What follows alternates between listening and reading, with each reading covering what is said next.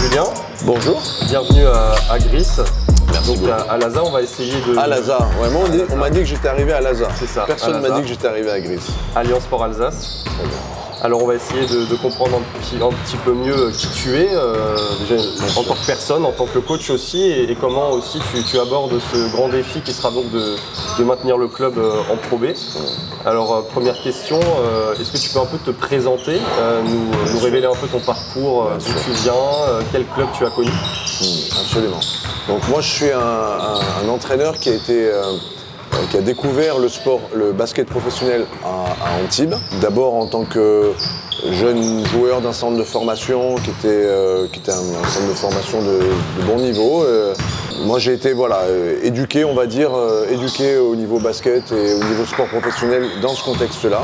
À côté de ça, j'ai fait quelques études en fac de sport pour vraiment apprendre le métier d'entraîneur en tant que tel. Et ensuite, je suis retourné sur Antibes au bout d'un certain temps, après avoir vécu quelques expériences très enrichissantes à Golfe-Juan, à Nice, sur des clubs féminins. Donc voilà, j'ai eu pas mal d'expériences hors professionnelles. Et puis en fin de compte, voilà, je suis retourné sur Antibes pour occuper différentes fonctions, entraîneur adjoint, entraîneur du centre de formation et entraîneur de l'équipe première également. Et là-bas, tu as connu donc notamment 2 montées en Pro A. Aujourd'hui, on dit élite, c'est ça? C'est un côté tes faits d'armes principaux? Oui, ben, ça, plus on a gagné une Leaders Cup aussi, qui était la première d'ailleurs Leaders Cup, et qui me rapproche un petit peu de l'histoire de Laza, puisque la finale, on l'a jouée à l'époque contre Souffel. C'était notre match un petit peu qui nous a permis de relever notre ambition de la saison. On voulait faire les playoffs et puis quand on a eu ce premier titre, on a dit peut-être qu'on peut faire un peu mieux que ça, et ça a été une très belle expérience. 2 montées avec Antibes, c'est vrai. 2 contextes très différents. Dans un premier cas, on avait une équipe qui était un petit peu programmée qui était un peu surarmée pour la division. C'était en 2013. Puis en 2015, où on avait une équipe qui était un petit peu moins attendue, avec ce mix-là entre des jeunes, des anciens, des partages dans l'équipe qui se sont faits au fur et à mesure. Et ça, c'était également un souvenir qui est resté très touchant à titre personnel, cette deuxième montée notamment.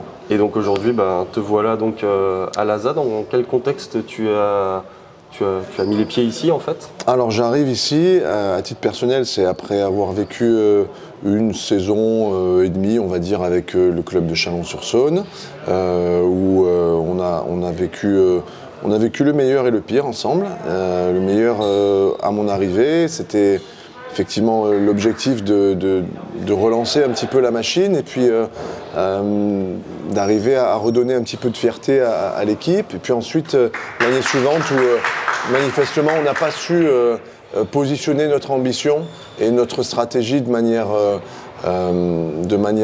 réaliste.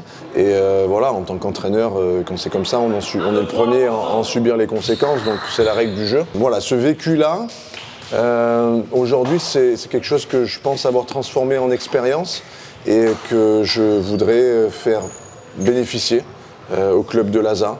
Voilà, savoir un petit peu comment est-ce qu'on doit faire attention parfois avec la notion d'ambition, de résultat qu'on espère, et ramener ça un petit peu au concret, au réaliste, là où on part. Et voilà, et peut-être que pour aller aux ambitions élevées du club, il y a des étapes à passer, autant au niveau de l'expérience de l'Alliance ASA. C'est un club qui est neuf, c'est une organisation qui est neuve, qui s'appuie sur des personnes qui ont de l'expérience dans un contexte différent, et Souffel et Gris, mais l'expérience commune, elle est neuve. Et il faut l'accepter, et il faut faire en sorte de franchir les étapes qui mène vers la maturité de l'organisation, de façon, étape par étape, de façon progressive. Et voilà, moi je suis OK avec ça, je suis OK avec le fait que le club ait des étapes à passer. Et ce n'est pas des étapes uniquement sportives, c'est des étapes humaines, apprendre à se connaître, apprendre à aligner notre vision, à aligner nos valeurs, à aligner nos attentes en termes de comportement, ce qu'on a envie de voir sur le terrain. Voilà. Tout ça, Laza va devoir passer ces étapes-là, et en étant un regard neuf, en étant une personne un petit peu extérieure, au système actuel, peut-être que je peux contribuer à pousser ce processus-là de questionnement et de liens qui pourraient se créer avec les personnes qui ont eu le projet de se réunir pour former l'ASA. Et alors, tu en as déjà un petit peu parlé, mais qu'est-ce que tu savais de l'ASA avant de venir? Tu l'as dit, c'est une jeune structure. Qu'est-ce que tu en savais avant de débarquer ici? Ce que je savais, c'est qu'il y avait eu des ambitions affichées à la création de cette alliance, que ces ambitions avaient été affichées, avaient également été une sorte de moteur pour créer cette alliance, fusionner des moyens pour avoir des résultats. Et sur le papier, ça sonne bien, mais après, on a affaire à des êtres humains qui doivent s'accaparer ce projet, trouver des raisons personnelles, intimes de se sacrifier pour le club, pour l'Alliance. Et ça prend un petit peu plus de temps. Et puis, comme je le disais, ça demande de passer certains stades de construction d'un groupe pour en faire une équipe. Et pour en faire ensuite une équipe performante. Donc ça ne peut pas se faire en un claquement de doigts, ça ne se décrète pas. Ça n'est pas aussi rapide et immédiat que ce qu'on voudrait bien espérer quand on se lance dans ce type de projet. Voilà. Et aujourd'hui, mon ambition personnelle, c'est d'accompagner l'équipe pour passer ces étapes, prendre de la maturité, s'allier avec les dirigeants, tous les dirigeants de l'ASA et se mettre au service de la vision que l'organisation a et voilà, et la porter avec leurs qualités à eux, leurs limites, avec qui ils sont, voilà. Et voilà, je veux que ces joueurs-là soient reconnus pour les difficultés qu'ils traversent. Je veux aussi qu'ils soient reconnus pour l'envie qu'ils ont de réussir et pour les efforts qu'ils mettent pour y arriver. Pour l'instant, ça n'a pas fonctionné encore, mais je suis persuadé qu'ils ne vont rien lâcher et qu'ils vont continuer à fournir des efforts et que ça paiera. Il faut leur donner ce crédit-là que c'est pas évident de construire cette équipe de A à Z et de partir sur ce nouveau cycle sportif. Mais je pense qu'ils vont petit à petit arriver à dépasser l'enjeu pour se focaliser sur vraiment le contenu de ce qu'ils veulent proposer déjà eux-mêmes, aux dirigeants et au public, aux partenaires évidemment. Voilà. Alors tu l'as dit, une structure ça met du temps à se mettre en place, il faut que la mayonnaise prenne. Pour autant, si tu es là aussi aujourd'hui, c'est parce que le club est 17e, traverse une situation sportive difficile. Pourquoi avoir accepté ce défi qui sera de sauver le club en Pro B? Ouais, c'est une bonne question parce que c'est un sacré challenge. Et quand j'avais eu le plaisir et la chance d'être accompagné par des personnes qui m'ont permis de monter avec Antibes, je m'étais dit ouais, c'est vraiment ça que j'ai envie de revivre. Si je repars en Pro B, c'est pour remonter, quoi. C'est pour avoir ce projet ambitieux de regarder vers le haut. Et puis j'ai trouvé qu'il y avait beaucoup d'ambition dans le projet de l'ASA.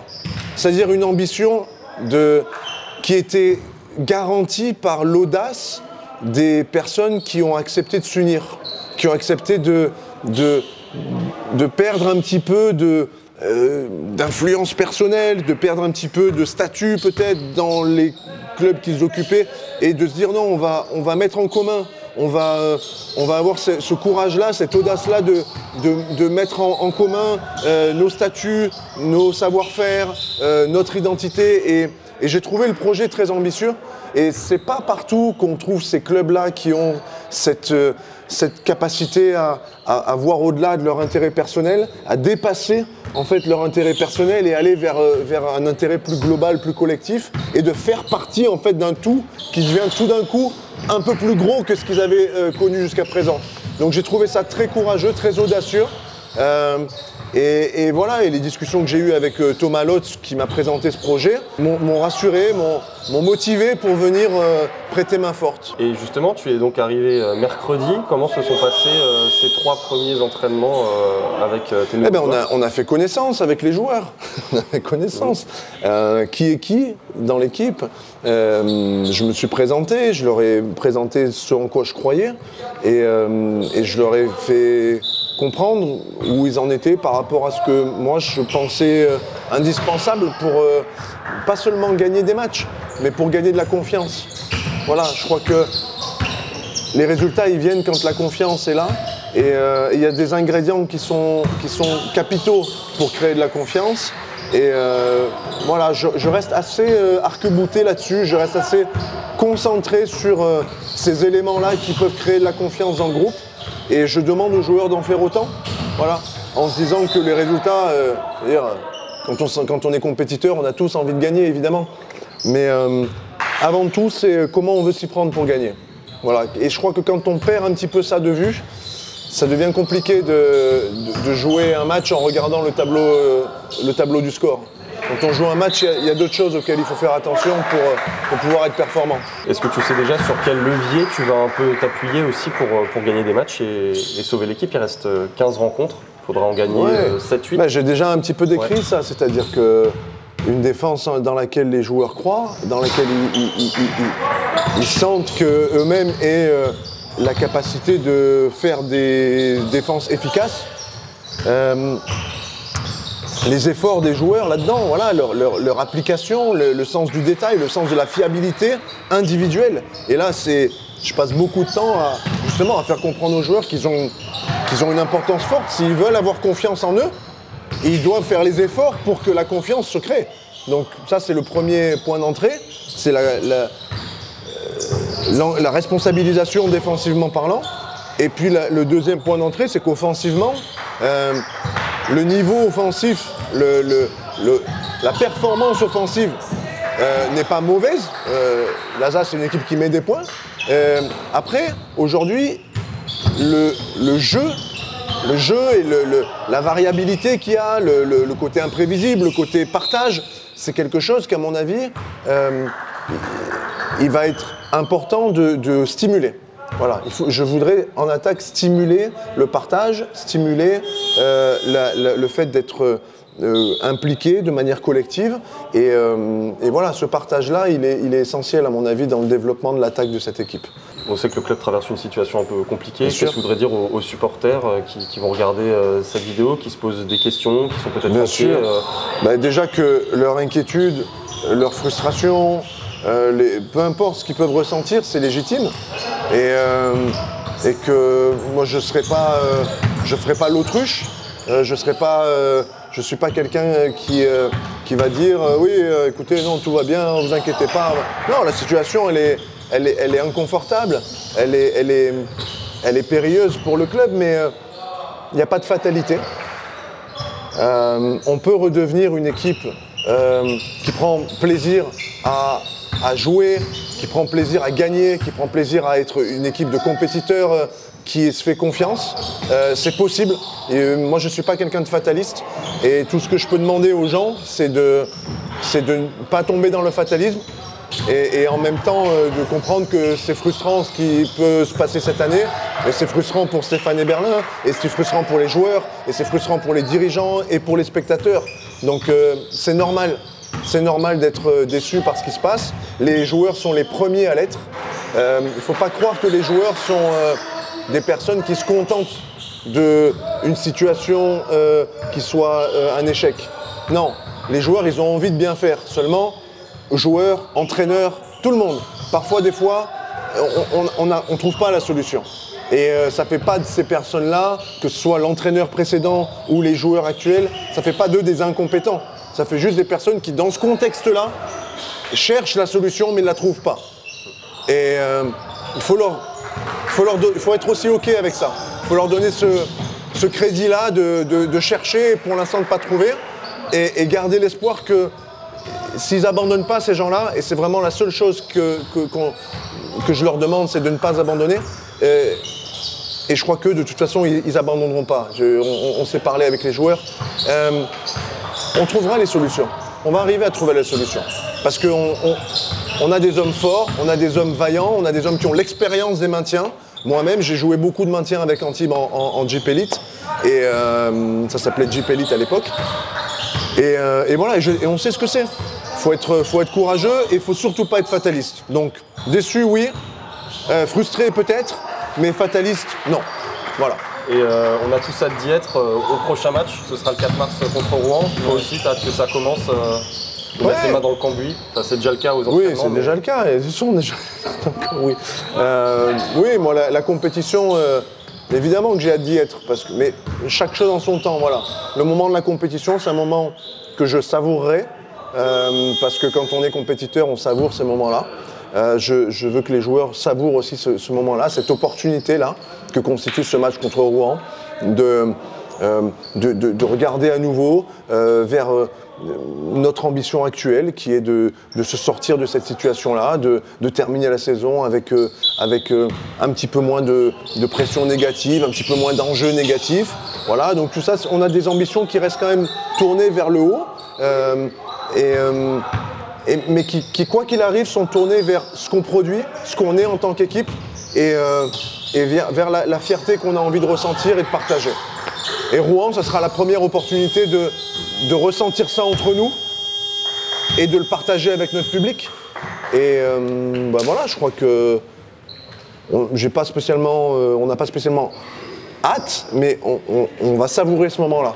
Et on a surtout hâte de se retrouver lundi, voilà, ça c'est ce qu'on a envie de faire, et de retourner au turbin, et de retourner au boulot, et de se remettre encore dans des communications où on se remet un peu en question, où on essaie de faire mieux chaque jour. On a hâte de ça parce qu'on y prend du plaisir, en tout cas moi j'en prends, j'espère que les joueurs aussi, et puis voilà, et puis quand les matchs arriveront, eh ben on les accueillera et on fera en sorte d'être prêts pour ces moments-là, quoi.